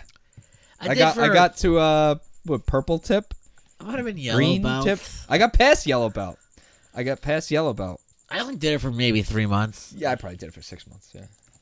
I don't remember one much tournament, about I got like beat up, and then I never went back. Yeah, I did piano. I did like soccer. I did basketball. I did piano lessons for years. And I guess I still know piano, but and I never took guitar lessons. And I know how to. Well, you had band class. I never had any musical inclination. Playing Yeah, you never played instruments outside. You had I know which instrument Sean played. Sean played the French horn. I picked it because it was fancy looking. I'm like, it is fancy looking, and that's actually a fantastic instrument. Some of the best themes in Star Wars are mostly done, but with the French horn. The other reason I picked this, it looked cool. Like, they did look cool. And no one wanted to play it, so I'm like, I'll play it. But I didn't know how to play it. None of us really did. I did at first year. I did saxophone. Then I did trombone for years. And I never really got past. We had a really great teacher. And he would like introduce us to Star Wars. And well, he introduced me to Star Wars was that when I was getting massively into Star Wars, in the mid '90s, you'd go into imagine going into loving Star Wars or loving anything and going into the teacher's classroom and seeing the toys of it as a little kid. It's like insane, It was like whoa, and then he was bringing more and more in, And that was like such an interesting thing to have a teacher that liked the same thing you did. And this was around the mid to late 90s when Star Wars was having the revival. In fact, the night that the first special edition came out, it was like spring of 97. I got pulled out of school because this is such a big deal for me. Like I had my mom pull me out of school so I could go see it early, And then when they pulled me out of school, I was in his class. So they called up, they rang in, and then Kaplan, the teacher's name was Dr. Kaplan, and he's like, and he's like, Phil, you're getting pulled out of school, and I was like, yes, and I like jumped up, and he's like, oh, he seems happy, and then I told him, I was like, oh, I'm going to see the new Star Wars tonight, He's like, oh, and so there was a lot of interaction with him talking about Star Wars in the 90s. He's a great guy for sure. I remember asking him what his favorite Star Wars was, and at that point, like as a little optimistic kid, Empire Strikes Back was my. Return of the Jedi was my favorite as a kid. I was just a big fan of like Jabba's palace. Exactly. All that stuff is fantastic. I like all the aliens and Looking shit. back on Return of the Jedi now, it does totally lag once they got to Endor. But everything else in that movie is fantastic. Luke versus the Emperor is great. This Death Star battle is great, even though we did it, we did it in the first one. Everything in Jabba's palace I love. Some people don't like the Jabba's palace scene. I think it's fucking great. I still love it. So, everything about the production design and then the fight. We did Star Wars action scene for numerous times, but there's never enough, right? Another movie I saw recently. But his favorite was Empire Strikes Back, and mine was Return of the Jedi. Overlord. Yes, go right into it. So it's Nazi movies are interesting. They always are. I seem to watch them. Kind of horror theme a little bit. Mm-hmm. The movie starts off right away. They're in an airplane, and it's D-Day. Oh, wow. So it's an airplane during D-Day, but they're not going to the beach in Normandy. They're going to go to this small German town Might have been in Poland, but whatever. They're going to a small German town to remove this Occupation? frequency jammer thing. Oh. So that's gonna impact invasion of Normandy. I see. Actually, it might be in France. It's harder to read. I think it might Normandy is in France. No, I think the movie takes place in France. Actually, All right, I don't think it fucking matters. So- Who directed it? I was a big director. Look it up. I forgot. It's a big director, actually. Julius Avery. Well, look at the producer then. JJ produced it. Yeah, Yes. It's an Australian director. This guy. So I know J.J. Abrams is a big name behind it. JJ produced. Yeah. Action packed. It's pretty much, if you're gonna break it down towards the they're doing all these sadistic experiments, and it's like Nazi zombie. It's a little. Well, is it? Would you call it? They're not zombies. I was gonna say, would you call this movie sci-fi? Yes. Yeah. So they're not zombies, but they're these kind of like they're doing like human experiments and stuff, and there's these serums of like strength but madness. Right. So you use the Nazis as the villain, and basically And who doesn't love a movie with Nazis as a villain? Right? and mad scientists and carnage, and it's great. It was very fun. I think it's gonna be a cult. I think people are gonna appreciate it more down the road. Mm-hmm. I don't think it did amazing in the box office, but it's a really cool fucking movie. I enjoyed it a lot. Nice. I know it's got a pretty good review rating here on Rotten Tomatoes. Julius Avery seems to be the upcoming well, they call him he's a screenwriter too, but he also directed the movie. And he likens it to Indiana Jones on acid. Is that what he's saying? What do you think about that? And he's going to be directing the Flash Gordon movie that's coming out to write and direct it. Flash Gordon is such a rehash before even time. It's fucking it's Star Wars without the Star Wars, you know. It's like, hey, you are from watching a guy from the 30s. Yeah, I know. I'm rehashed the Green Hornet too, and do you I think it was Flash Gordon. So Buster Crabbe was the actor of Flash Gordon. He played Flash Gordon. I'm almost positive that that's the great grandpa of a girl that we went to school with, Amanda Crabbe. I think it's just a coincidence. No, it's not, because she. I don't remember. I know who she is. You know who she is, right? No, unless she's married with kids, right? But because I had her in class. I think it must have been the 4th grade that she did a presentation about this. I'm 99% positive. I was in that class, so I have no Yeah, idea. you weren't in my 4th grade class. Yeah, she was. I'm almost 90%, 95% sure. Buster Crabbe is. So He's the actor that played Flash Gordon. He was like an Olympic swimmer and stuff, and he played Flash Gordon and all those Flash Gordon. Great grandfather. It's cool. Yeah, I'm almost like Weird reference, but yeah, I know it's interesting. very inside, but because I remember her doing a presentation and brought in like a VHS and said my grandfather was a TV great grandfather, I guess. And then, like, looking back on, not knowing what Flash Gordon was in the 4th grade. I know there was a big radio. They were like, at that time, he was a big radio character. They did, like, radio shows. They would do those radio shows because not everybody had TVs in the 30s I and 40s. I would like radio shows. Like, yeah, right? You're falling asleep, you don't even... Yeah. I mean, what are radio shows now? I just listen They're to podcasts podcasts. all day anyway. Yeah, you're listening to a radio show now, kids. I listen to podcasts to go to bed. I work a lot from home, and I do a lot of, like, if I'm, I just have podcasts and shit on in the background, at all times. So I get through a lot of schlock. And I'm assuming a lot of people listen to them on their commutes and stuff, right? So I listened to Wolverine. I think it was called The Long Night or something. Is that a book? It's a podcast, but it's like a fictional story about Wolverine. And it's like in Alaska and shit. It's pretty cool. Interesting. It's kind of Marvel's first foray into the podcasting world. It's free. Check it out. Each episode's about a half hour long. I think there's 10 or 12 episodes. Interesting. And it's all voice actors. Sure. And they do like sound effects and doors opening, that type of stuff. Mm-hmm. It's cool. And like I said, it's Marvel's first. They don't really know what they're doing yet because it's... Yeah, they're just testing the waters here, tweaking things here and there. We can join the podcast game. Mm-hmm. And like, what's a cool character? Wolverine. Done. The Wolverine, bro. So the whole thing takes place in Alaska, which tends to be where he lives most of the time. When he's like off the grid, he hangs out in Alaska. The Wolverine? Logan, yeah. Yeah. They never divulge his last name. I was just gonna say that. It's just I think maybe because we were both like Wolverine. You mean Logan? Like Logan Schwartzberg?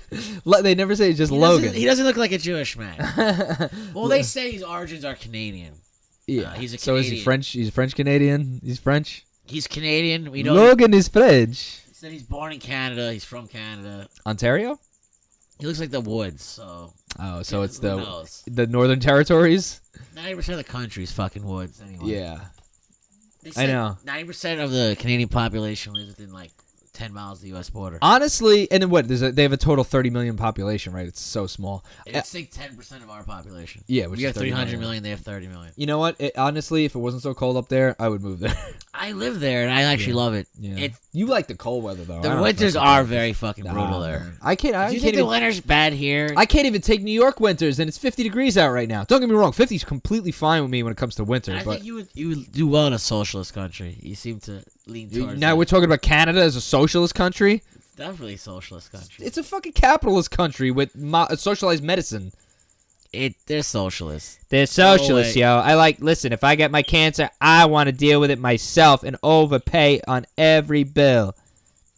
You can only smoke pot, eat ice cream, Bernie Sanders in Vermont, They're gonna legalize Go- pot here anyway. go in crippling debt, and have Yeah, the I love hippie- my crippling, crippling have medical the debt. have the hippies take over. But that's another. This is not a political show, so we Speaking of which, when I broke my hand in July, I didn't pay the bill, and then they settled with me for $40.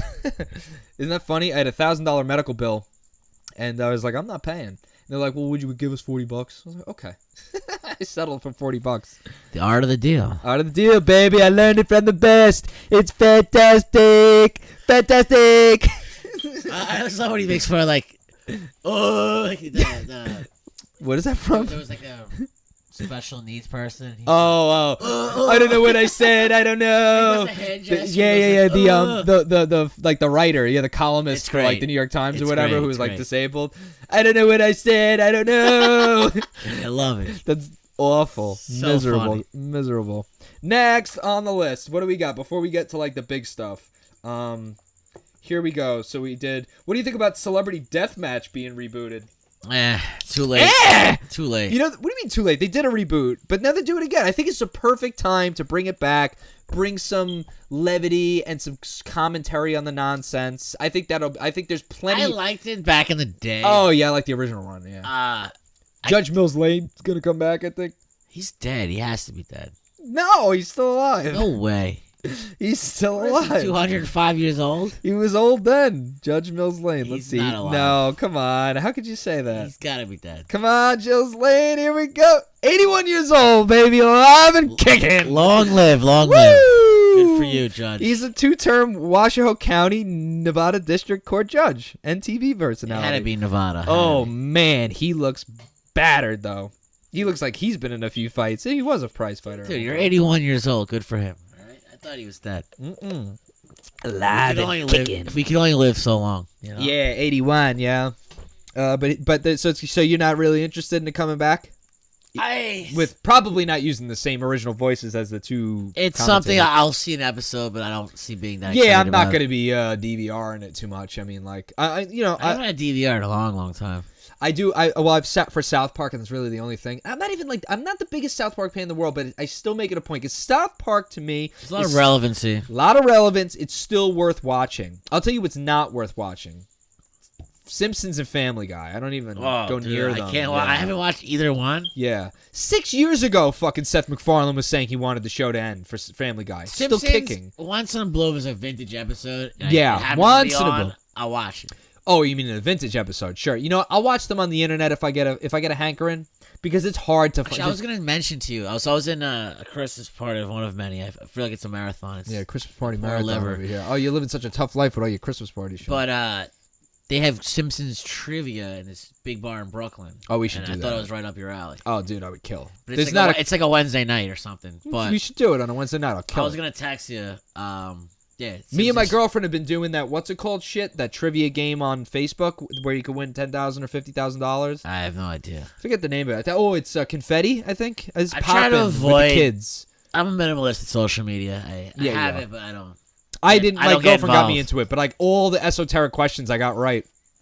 I actually just what happened was we got in the game late the last time, so I couldn't win any money. But every question I got right, because it's like simple trivia that these fucking millennials aren't gonna get. You millennials better get better on your pop culture and your general culture.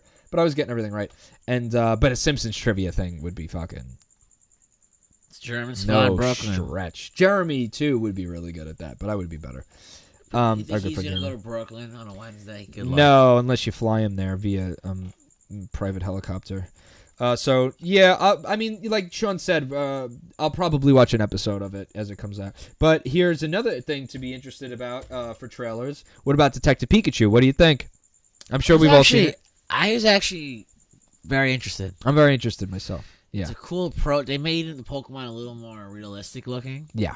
Like Mr. Mime and Psyduck. Mr. Mime looked good, yeah. So it's a very unique idea.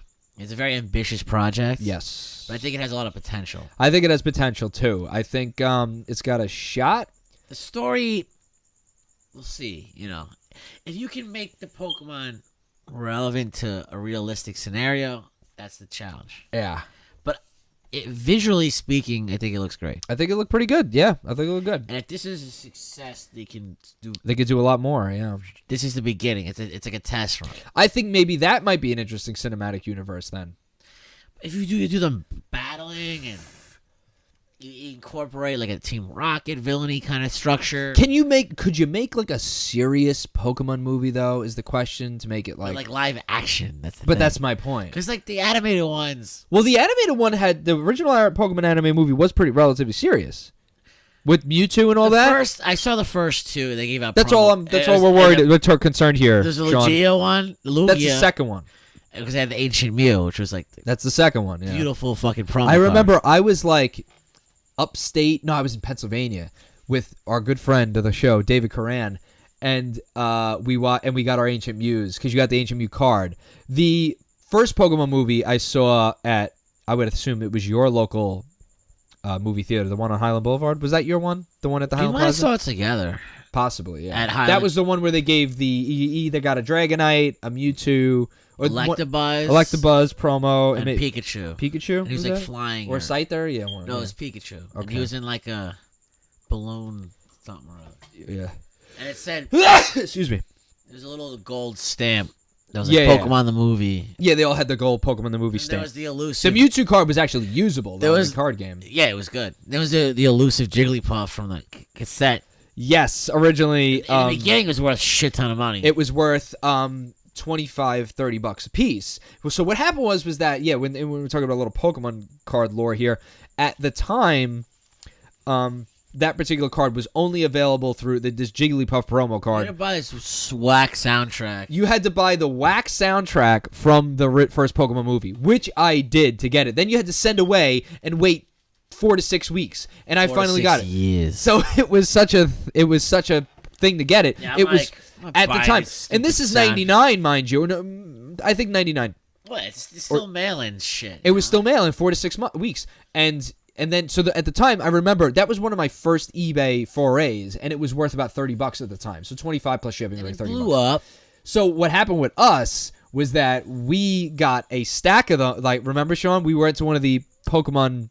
STS, Super Trainer the Super Trainer Showdown at the Meadowlands. It wasn't at the Meadowlands. It was one of the qualifiers at one of the mall tours. It was before you go to the Meadowlands. That was a good time, the mall tours. Those were fun. We did 4 or 5 malls within 4 or 5 hour drive. Oh yeah, we did a bunch Pennsylvania, New Jersey. We did King of Prussia, Pennsylvania. We did a few in Long Island, Huntington Station. And sometimes you spend the night.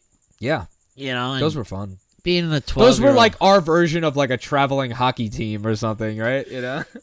How lame is that to say? Listen, we were young guys. We were young guys. We were young 12-year-old guys. I have fond memories. Those are great times. Those events. It's funny because we always go back to the same few stories. I wish there were more stories, but me and Steve were the staples. Then there were like random others. Well, yeah, we had our extras, whether it be Dave Coran or Dave Holman. Yeah.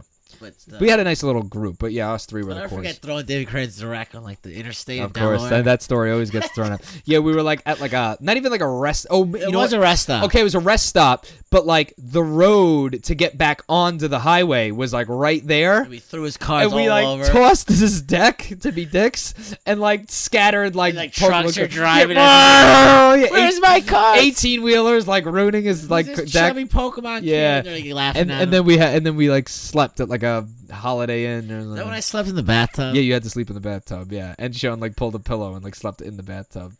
Very comfortable. It was like It it was like a your casket. entire family and like Yeah, there was 10 people in one room. one room, and Sean slept in the bathroom casket. What if anybody had to get up to go to the bathroom in the middle of the night?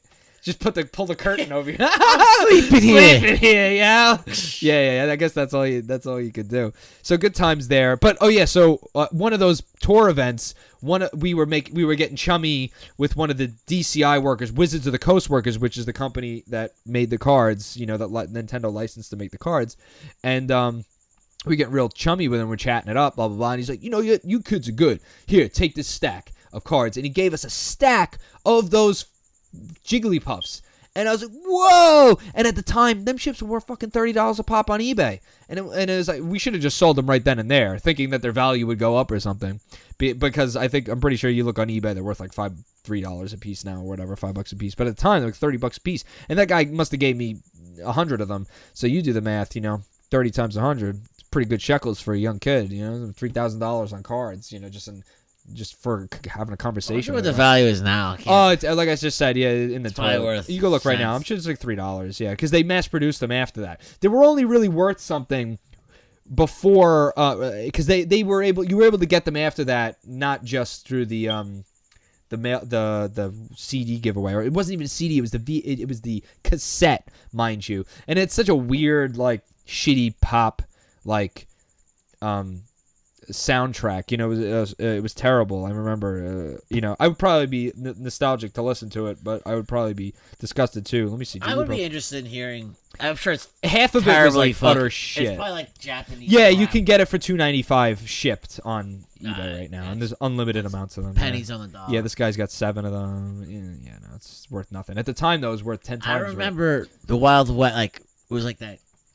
Like you find out, Ark of the Covenant Pokemon. Yeah. Right, there was Lily Pad Mew. Oh, Japanese. yeah. I was The almost, Japanese one, yeah. They eventually made that in American.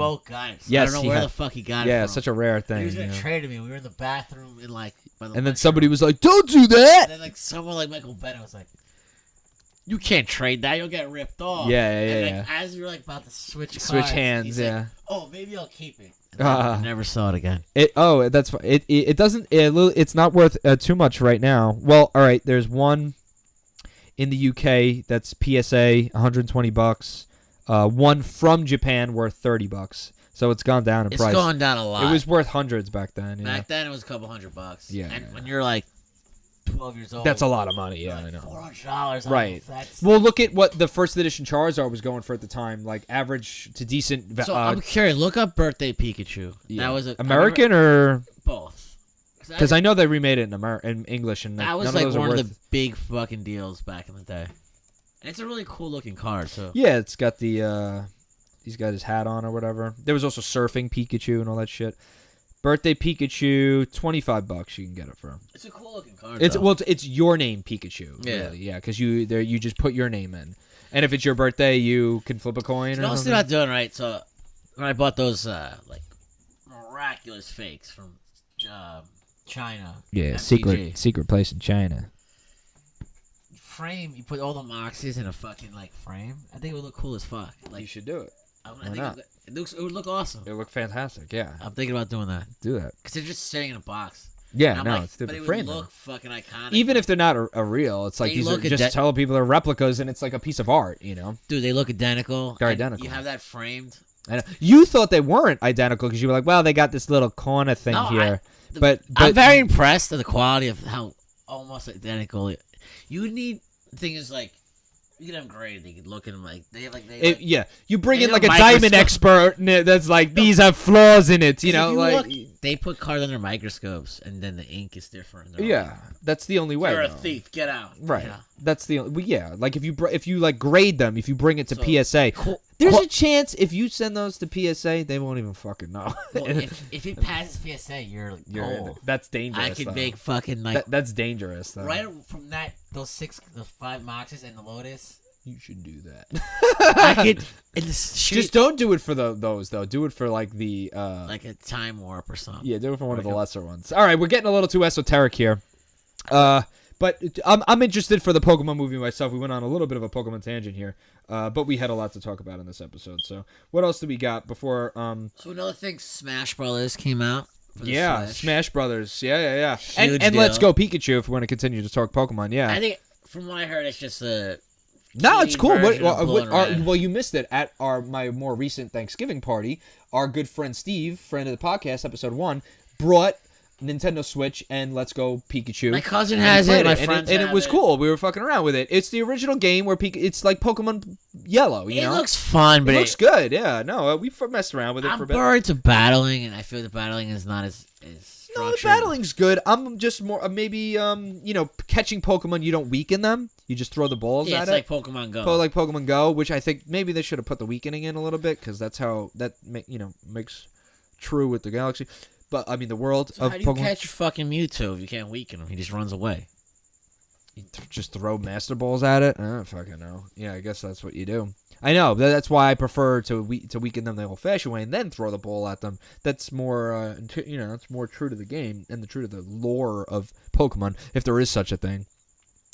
But to go on to Super Smash, yeah, I haven't seen Super Smash played yet. I haven't played the new Super Smash, but I do hear good things. I'm interested. Played it a bit. You did? It's cool. Yeah. I like the characters a lot. There's a lot of cool fucking new characters. Wow. What do they got? So just some of the new additions, like K. Rool's like the Donkey Kong villain, the fat like Alligator King. Yeah. Castlevania, huge. I'm a big Castlevania. Oh, you're a big fan. Castlevania fan. Are they coming out with a movie or TV show? Oh no, the TV show is separate though, right? Netflix. Yeah, Netflix. The second season just I haven't watched it. Yeah, so they came out in October. Phenomenal. yeah, And you like it. green lit for season 3 because it had really strong. Castlevania goes way back. I didn't really realize how far the roots go. You know. So I recently just beat Castlevania 4 on the SNES? SNES Classic. I put it as one of my accomplishments of gaming. I got hooked on it. It's super fucking hard. You just spent a few hours on that. Yes. Few days on it, matter of fact. I'm not a big gamer, but I'll, Yeah. you can, I'm still diddling with Red Dead Redemption. you have a light day, Yeah. I'll bust 3 Yeah. hours. I know it's tough to do that as an adult at this point. But with the SNES Classic, you could freeze frame. Right. So exactly. These old, No way in hell anyone could beat that game without freeze I frame. know. It's, That's like the Super Star Wars, same shit. You had to play them all the way through. What a weird thing. You have to play the video game all the way through, and especially when they're hard, And I guess you had to be, otherwise you're going to beat it the it's the day same you get thing it. too, Castlevania, right? You start out with 3 lives, no continues. Right. You have to It's fucking like 14 levels of. But you get like lives through the game though. You can earn lives Yeah. every like X billion points. Right. You might earn 2 or 3 lives the whole game, Yeah. but no continues. I know, that's game crazy, over, right? You're done. It's the same thing as like Super Star Wars, Super It's like Star the Wars. Mega is Mans. really I tough. love the Mega Mans, but they're just addictively difficult. Yeah, but you could save though, or they at least give you the codes in They Mega give Man you a X. password, They give you the like, password of Mega Man X. I beat 4 bosses, but I am. Why you never faithful beat to- you never beat Mega Man X on your own? I did. Yeah. The Mega Man X, the X ones are I want to say they're easier. X is easier than a lot of other Mega Man games. It's not a difficult game in the Mega It's Man. easier, yeah, because the other ones are first of all The there's no NES ones are hard as shit. and there's no passwords and shit, and they're not as intuitive. Yeah, but like when I want to play Mega Man, I go to Mega Man X, because that's just like See, I was just better. I had an NES growing up. Right. I know, and you had the original Mega Man artwork as we've talked about on the podcast. So growing up with that, I was big into it because I didn't have an SNES growing up. that's weird, man. I had NES and then I got 64. Wow. Skipped. You skipped Sega too? I didn't have either one, That's weird, man. so I had NES and Game Boy. You sicken me. I see. What happened was I So had my cousin. I played with my friends. Had the neighbors and shit. Sega before I had SNES, and then everybody had SNES, so I made a push to get SNES, and then I got in 64. So I was big at they made NES. I had NES first, but very briefly for like one Christmas. Like it was hand me down to me, and I only had Mario and Duck Hunt, and that was it. So they made NES games for like 1993, 94. Yeah. So I was like the last one buying new NES games because I didn't have SNES, so I had to buy some. Right. And I must have had like 30, 40 games. Wow, for NES original? I have them. I found them. Still have them. That's so funny. It's one of the boxes that survived. Like, most shit gets tossed. Yeah. You don't know where anything went. It's gone. One day, they're doing all those renovations. Yeah, and then you open this dusty box. What is this crusty box here? Full of all Oh, NES games. And it was, like, that's glowing. Heavenly. Yeah, glowing and it's aura. I own right now. I have like 40-something NES games. That's very cool. And I had the Mega Man 1 in box. Yeah, which is even better. I looked it up. I could sell it for about $500. With the original artwork thing in the crusty original condition. Cardboard. Yeah, but it's probably crusty condition. It's Sean. beat up. Yeah, but it's mint condition. It's like an artifact of video games. Yeah, no, definitely. I saw on eBay for the same place. It was going for about $500. Buy it now, yeah. But it's the coolest video game artifact I own. Yeah, no, that's definitely a sick Mega Man piece. 1 in box. I think the coolest. It's older than I am. It's 1987. Yeah, no, I know. It's 1987. That's great, and it's 31 years old, and you have the original cardboard box. Yeah, it's worth. The only original like cardboard I have to a video game is like GoldenEye. It was the only one I kept, and it's like all crushed. I have it over there though. But so very interesting. Next, so we're gonna wrap it up. We're not gonna wrap it up. We have a lot to talk about, Sean. Bohemian Rhapsody. Let's get to it now. What'd you think? Loved it. Loved it too. Hands down. It's my favorite movie of the year, I think, so far. Rami Malek. Yeah, it did great. It's phenomenal, and I'm a big Mr. Robot fan, so I knew about him before. Sure. Bohemian hype. Yeah, I didn't realize how old he was. I thought he was a kid. He's like 10. He's like late 30s. Yeah, he's late 30s. I thought he was late 20s. No, he's like 37, 38. Yeah, he's like 38. Yeah. I loved it. The movie stuck with me, you know? He did it. It also raised my interest in Queen. I always didn't mind Queen. But I've always been a fan of Queen, but I like them, after that movie, I started more. Well, what happened was, I put on I have the greatest hits on my iPod, and I started. And it's funny. What's your favorite Queen song? Do I have to say Bohemian Rhapsody? I mean, bicycle. What's it called? Is it Bicycle Day or Bicycle Race? That one's great. I like Don't Stop Me Now. Don't Stop Me Now is great. Killer Queen is great. Yeah, they have such a. They have a lot of hits. They have a lot. That's what and even the most like mainstream ones, like We Will Rock You and stuff, and We Are the Champions. Like everyone's heard those a million times at sporting events. You don't realize how iconic a band is when you're naming hit another after one hit bites after the hit dust. after hit. Yeah, I know. If you have 10 number one fucking amazing hits, like you're a legendary. Oh yeah. Under Pressure is another great one. You know, that was a Bowie collab, but yeah, but it's still a Queen song though. It's a Freddie Mercury song. It's not a Queen song. That's a difference. It's a Queen with Bowie. You know, it's Freddie with Bowie. It's different. It says right here, Queen featuring Queen / David Bowie. So I saw songwriters Freddie Mercury, David Bowie, and the rest of Queen. So I saw their touring. They play. Gay guy from American Idol, Adam Lambert. Yeah. Oh, yeah. Well, he's like the new touring with Queen. He's the new Freddie. I know. In fact, the prices went up. They're doing an MSG show. I know. 2 of them, and they're both sold out now. They weren't sold out before. Before the movie, they did it like New York was like you get tickets for like $30. Yep. Now it's like 120. 150 to sit in the fucking nosebleeds. Yeah. I'm not paying $150 to see Adam Lambert. No, I know. It was funny because after the movie, I was like, oh, wouldn't that be interesting to see the other members of Queen? And then, like, the prices were like in the hundreds. I was like, nah. It was like $40, I would think about it. Oh, yeah. Fat Bottom Girls is another one, you know? Great movie. Girls. Now it's a new trend. Now it's a new trend. They're doing an Elton John movie.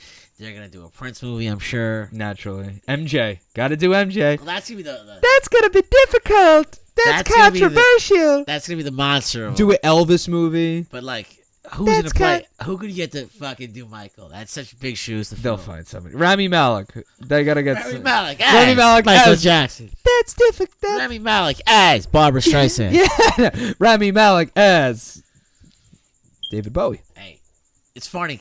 They wanted him to be the new Bond villain. Oh, really? But they're filming Mr. Robot right now. Yes. So it was like conflicting conflicting schedules. So yeah. he's like a faithful Mr. Robot.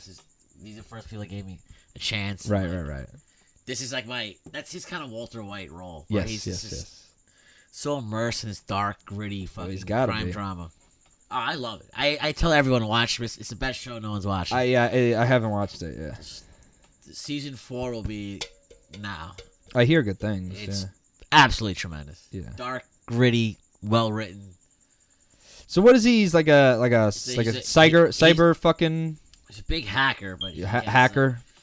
He's like schizophrenic personality. So he's like a disorder. weirdo So he's hacker. like out of his mind hacker. I see. It's really fucking good. And he's good playing like dark fucking characters. Yeah. He's Egyptian, actually. That's where he's Yeah, it makes sense. I don't know, but he he was great as Freddy, and that movie really stuck with me afterwards. You know, it was like one of those I movies enjoyed it thoroughly. Yeah, that was movie. That's probably been the best movie I've seen this year. Yeah, and that's including like what other movies were there this year? Avengers Avengers is good. is up there. I mean, what else do we got? Anything? Anything? It's only probably two best. It's not a ones I rehash, have. a remake. 2018 movies. I mean, what do you really got? It's not on my liking list. Well, Black Klansman and I didn't see Black Klansman. you didn't see Black Klansman? It was good. I was going to say like, Operation Finale. So no. Black Panther. I saw A Star Is Born. It was all right. A lot of people. How was Andrew Dice Clay? He was in it. He doesn't have a big role in it though. Chappelle's in it too. You know, they don't have big roles. He's in it for like 5 minutes. He's in it, but he's like her father or something. Yeah, he's not standing. No, he's no. No, he plays a serious role. He's not like he's asshole. No, he's playing a role. Yeah, but so is Chappelle. Chappelle's playing a real role, but like they're not barely in But it. it's They're not just- his like asshole. No, he's not. He doesn't have his leather jacket and Hey, I'm fucking this hickory girl. dickory. You know, there's none of that. Yeah. There's none of that in there. I was expecting it to be better based on the reviews, but I saw it after Bohemian Rhapsody, and I was like, Bohemian Rhapsody is better. Like when it goes on HBO, I'll watch it. But I wasn't. Yeah, just my girlfriend wanted to watch it, and I was like, okay. It's definitely a girlfriend movie. Yeah, and I was just like, I left kind of. I was gonna ask you. You wouldn't see it by yourself. Probably not really. There's other movies to see. Like I didn't see Creed 2 yet. Like if I had time, I would have went and saw that. You know. Why? Creed 1 was good. I'll see it like when it's out. At this point, yeah, For free. it's too late for me to like go into the theater. Now there's too many other movies to like still watch. I still haven't seen Venom. Now Aquaman is out. Like you fall behind. Well, on this Aquaman's it's the holidays, so like family in town, like younger cousins, something to do. Yeah, well, it's the blockbuster movie, and all right, everybody will see the blockbuster movie. So there's that. There's a few more titles that we need to discuss here. So we did Bohemian Rhapsody. We've mentioned Creed 2. What else do we got on our list here? They're doing the TV show, the Star Wars TV show, The Mandalorian, with Pedro Pascal, and Carl Weathers is going to be in it. Speaking of Creed, I like Pedro Pascal. What do you think about him as being a friggin'? So you like Pablo Pascal, Pedro Pascal? Yeah, so he was a big character, Lord of the Game of Thrones. Yes. He's that kind of Spanish front man. So he's what's it called? He's what's his name? From Dorne. Yeah, the one that got his eyes popped out by what's his name, right? He was fighting the mountain. Yeah, the mountain. That he was good with that. A lot of people actually didn't like his performance in that. They feel he's too twirly and stuff. It's stupid. In the book, he was more like badass. He was a showman with a lot of finesse, and he was like so certain he was gonna whoop this guy's ass. Dorne always reminded me of Spain. That's kind of how I equate Dorne. Yeah, like the hot Spanish women. Latin people, and yeah. And he was like the big dude, and he was a showman, and he had his poison weapons. I guess like around. people maybe just assumed he would have been like more of like a warrior looking guy because in the show he was like lean and skinny and like fighting. Well, Game of Thrones today to like romanticize, sensationalize. They've like good looking guys, actors, Naturally. women, etc. Got to have everybody to be beautiful. But I think he's a good actor, and Boba Fett to me, Jango Fett, he was always kind of like a Hispanic type dude. Jango Fett. Yeah. Well, yeah, in the prequels, I guess, because you had Tamora Morrison. What if he doesn't survive? He's worth a lot to me. And he was kind of like an Australian, like you need a Latin kind of look. I think he has a look down for a Boba Fett type character. Not that you ever see actual Boba Fett's face in any movies, but you sense he would look kind of Spanish. Well, but like Spain Spanish, not like Dominican or not Dominican or Puerto Rican. Yeah. They're filling the sand barges. And, Yeah. So I'm assuming that. there's not much known about it though. It's still relatively. No, it's still very. They released a pic of like the armor, look cool as shit. Yeah. And all I've seen who's so far. playing it, who's cool as shit. So Yeah. I think it's gonna be good. Yeah. And where is this being? What outlet can we watch this on? Probably on Disney's streaming service. It's gonna be. It's annoying. You got to buy another streaming service, Sean. Are you excited? You're going to have Amazon Prime Movie, Amazon Prime Go, Netflix Red, YouTube Red, and now you got to do, don't forget Hulu and Hulu Premium. It's a never-ending And now cycle it's- of shit. Well, I think now it's no more $140 in cable a month. It's going to be $140 in 15 services. Yeah, 15 different services. We got to get, and then eventually in like 10 years they'll do the package service. All the services. And when you for watch $140 a month. Netflix, you end up watching the same shit Yeah, anyway. it's on repeat. It's funny because it's become like cable being $140 a month. Then it was like, yo, fuck cable, just get Netflix. Now it's become like Netflix, Amazon Prime, Hulu, and like now there's that Disney thing, and then all of a sudden it's gonna be $140 a month again. You know, Like Netflix movies they're trash. 90%. you know what I was watching a lot today, the last few days. I was watching Maniac with Jonah Hill. How is that? I saw it. It's all right. It didn't look that good. My favorite episode is I'm supposed to be futuristic, and then they have like kind of almost anthology episodes where, because they're in like a simulation, and they do like different things within the simulation, and that's kind of anthology. Like one episode they did the 80s, and that was my favorite one so far, where they like, maybe it was just the aesthetic of it. Actually looked great. The cinematography is fantastic. The color palette is beautiful. And they did the 80s, and like there's like all 80s cars, and there's like Crazy Eddie, The neon and- lights. exactly, a bunch of neon lights, and then there was like Beefsteak Charlies in the corner, like all these like 80s tropes and like in like the clothes and stuff. So that was very cool. And looked good. And then they did a few other episodes of like different time periods and shit. And but the one that caught my eye the most and that I enjoyed the most was the 80s one. But like, I mean, I suppose it's where it's a mini series with like two known actors, Jonah Hill and Emma Stone. And it's all right. I mean, just put it on. I mean, if you have nothing else to watch, you could try it. I also tried to watch recently the what's it called? It's old school with Sam Neill. Fuck is Sam Neill? He's what's his name from Jurassic Park? He's Alan Grant, Jurassic Park. Oh, what's the name of the show? Flicker, fucking, and the guy that plays Scarecrow. Yeah, I know who he is. You know what I'm talking about? Offhand. You know what I'm talking about? He's also in some British like. Peaky Blinders. Yes. Peaky Blinders. Well, that's the show. Yeah, I watched like half of episode 1 of that, and then like, and I just got like tired and turned it off. But like, so there are interesting shows on. Peaky Blinders is not even really new. It's it's old. It's a couple years old now. It's been around for. Yeah. So like these are I started watching. I'm almost done with House of Cards. Oh really? You went that far? House of Cards like without Spacey? You're watching? Spacey's still in it. Oh, he's still in it. Oh. Good old Spacey. Good old Spacey. National treasure, the man. It's a national treasure. I read though he went off the grid after his controversy. You haven't fucking seen a whisper of him. No pictures. He must fucking stay inside his mansion. Like he's off the grid. Yeah, lick, you haven't. There's pictures of him. There's not a single paparazzi picture of him since that. No one's heard any news from him. Nothing. Gone. And like they said, his friends, no one he doesn't answer his phone. Like, Gridless. No one know he's wow. He's on some private island somewhere. I know he's just gone. I mean, even what's his name has showed his face at the Comedy Cellar. Louis C.K. Did you hear what happened? Some woman was like, "Take your dick out." What a bitch. Ruining his set. How dare she insult that pervert? Listen, he was a funny comedian. I liked his show. Yeah. He deserves a second chance. Give the man a second chance. He was funny and he had original material. I liked him. Yeah, I think what he did was like kind of fucked, but it's But it was weird, obviously. Weird, creepy, and bad use of his like I don't want to say authority, but like his I just need this whole Me Too to pass so we can get back to yeah. I mean, normal. listen, none of the women like the ones they're not calling for his head really. They just kind of said it and they were upset and like they said it was fucked up. And like while it is, he has apologized. Like and he's been away for a year. Everyone like deserves a second chance. Can we give him another shot? You know, I like Louis C.K. He fucked up. He's got 2 daughters. I'm sure he feels terrible. He's embarrassed, but he's Horrifically also, embarrassed. At least he's trying to get back in the scene. Do you think he had any comeback for when she was like, "Take your dick out"? He definitely did. Did he say it? Probably not.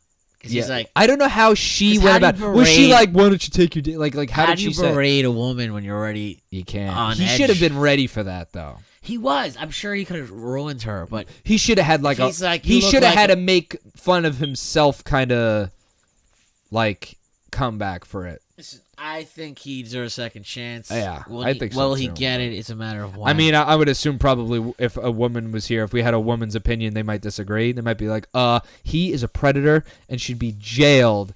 You know, maybe. This era. I mean, he definitely probably used his power over like subordinates in like a really weird he way. uses fame, but yeah, he clearly has. But like some over like sexual issues. lesser comedians, you know. So like imagine you're in a industry and this, somebody presses you and they're like, oh shit, this guy's got edge on me or whatever. So it's a little fucked up, a little it was a abusive weird world. his position. We're not aware of, Got no idea. I guess I'm sure his little girls now are like old enough to read the tabloids, or at least old enough to Google. They were certainly embarrassed. I'm sure like their classmates made fun of them and shit too. Your daddy Your dad's jerks off in front of women. he's a ginger fat. He's a ginger faggot and has a weird kink. Yeah, so Whatever. I think, as I said, everyone deserves a second chance. We'll see what yeah, happens. give him a second chance. The show is dick out again. Disgusting. So we'll finish the Star Wars piece off with so Disney has completed the Millennium Falcon at Star Wars Land. Galaxy's Edge, excuse me. Star Wars, Disney's, Marvel's, Lucasfilm's Galaxy's Edge. They finished the full-size Millennium Falcon. And this is in the theme park. Yeah, within both theme parks. They did it for Disneyland and Disney World. So you kind of go walk in. Is it like? Well, it's not open, but they completed the building of the Millennium, like a full-size Millennium Falcon. Like they posted pictures of it and stuff. Can you go inside it? Well, the thing is that when Millennium, now here's the little secret about the Millennium Falcon. That was a set. That you didn't actually walk into the Millennium Falcon, like, because obviously it's too thin. Like those were sets. So the way it's gonna work is that there's a full-sized prop outside of the Millennium Falcon, and then you go into a ride and where the full-size Millennium, the interior would be, and they somehow use an illusion like, oh, we're going into the Millennium Falcon now. And so the exterior, the full-size Millennium Falcon that's outside is really just a prop, with nothing in it. And then you go inside like a show building, and then there's the interior of the Millennium Falcon, and it's one of the rides. I think it's Smuggler's Run. I haven't been at Disney in 20 years. I need to. Oh, you should go back. Disney's fun. I've went to I feel like you go there when you have kids, though. Like. I don't disagree. You went to Six Flags with kids, right? I mean, it's like I've been to Disney. I would like to. I heard, especially as an adult, Epcot's really cool. I went the last 2 years. It's great. I like it. Some people might not. My girlfriend wasn't a big fan of it. She didn't like. I don't know what.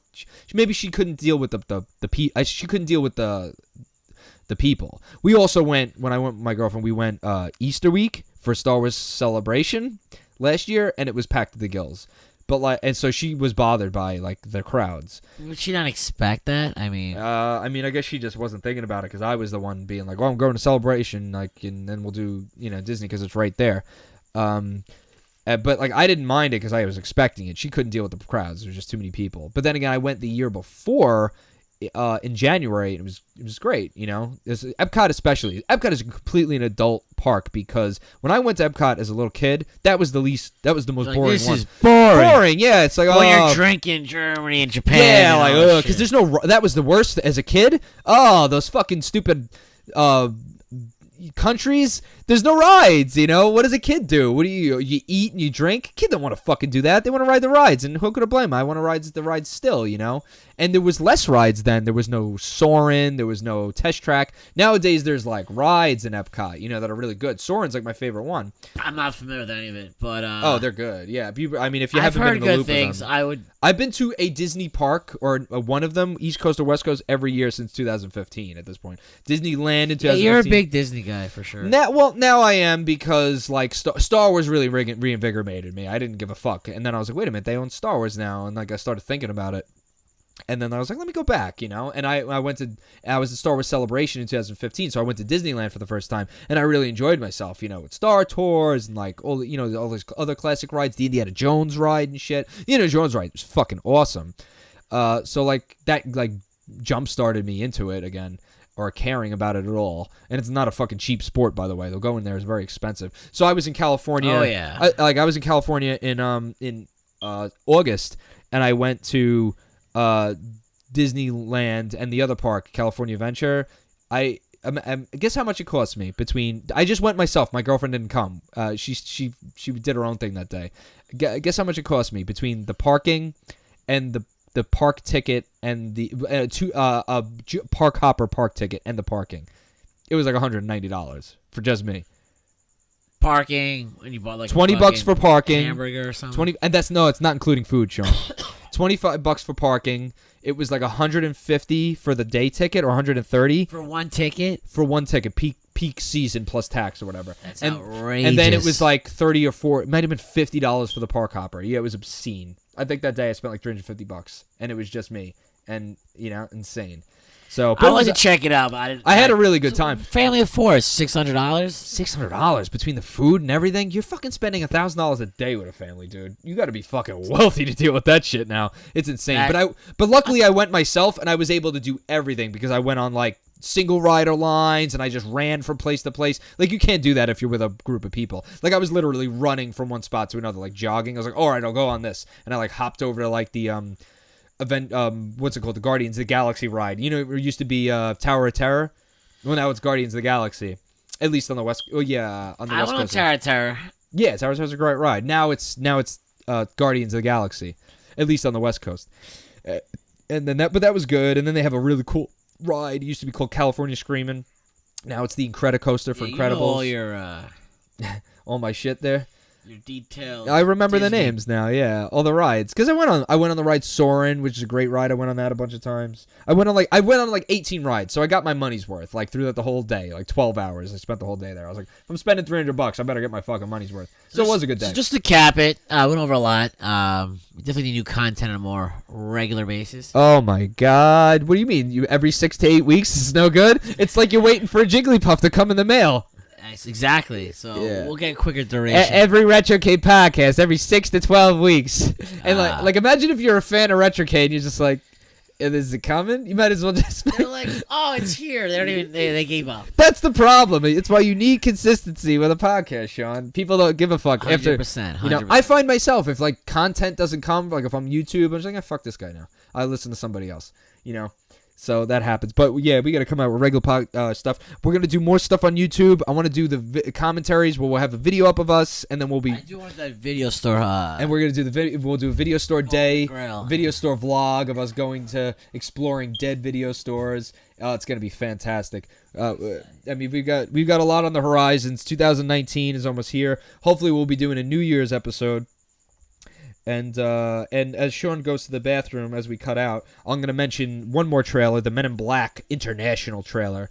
I'm going to be honest, it seemed more like that movie R.I.P.D. With, what's his name? Which was a piece of shite. It had Ryan Reynolds and the Big Lebowski in it. Oh, that movie was really bad. And it kind of felt more like that, with just like some original Men in Black imagery. Now, I'm a big fan of the original Men in Black. The second one's miserable, and the third one's pretty good.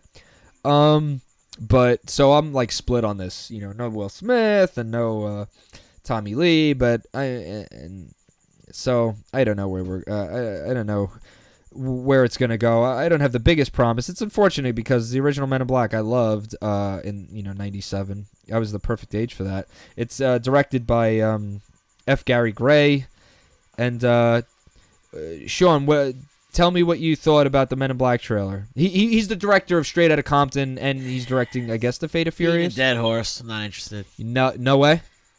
Nah. Did you like the third one? Not particularly. Really? First two were good. Third one. The second one's garbage. The third one's much better than the second Michael one. Jackson cameo. It was great. Oh yeah, I could be Agent M. That's the favorite. That's what you like about it. Best part of the movie.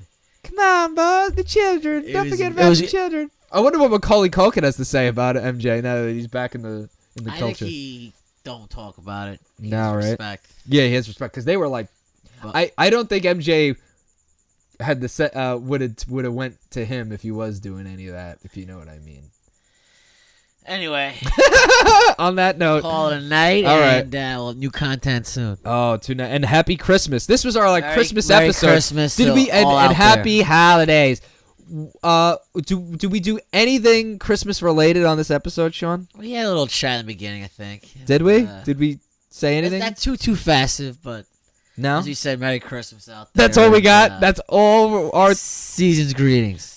Can we even mention Ernest Saves Christmas? We're done. Have a good holiday, everyone, and keep watching the stars.